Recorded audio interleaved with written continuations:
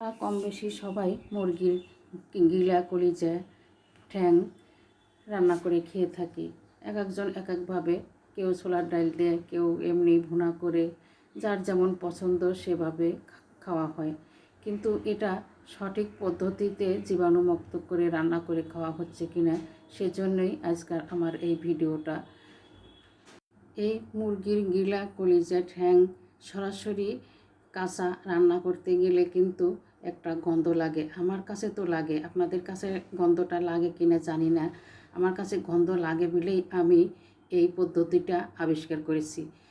ফুটন্ত হলুদ পানিতে এগুলো দিয়ে 5 মিনিট ভালোভাবে নাড়াচাড়া করে 3-4টা বলক ওঠার পরে এগুলো আবার উঠিয়ে ঠান্ডা পানিতে ধুয়ে পরিষ্কার করে রান্না করবেন। দেখবেন এটার আর কোনো গন্ধ থাকবে না, খেতেও ভীষণ মজা হবে। আশা করি পদ্ধতিটা সবার ভালো লাগবে। ভালো লাগলে লাইক, কমেন্ট, শেয়ার দিয়ে পাশে থাকবেন। আল্লাহ হাফেজ।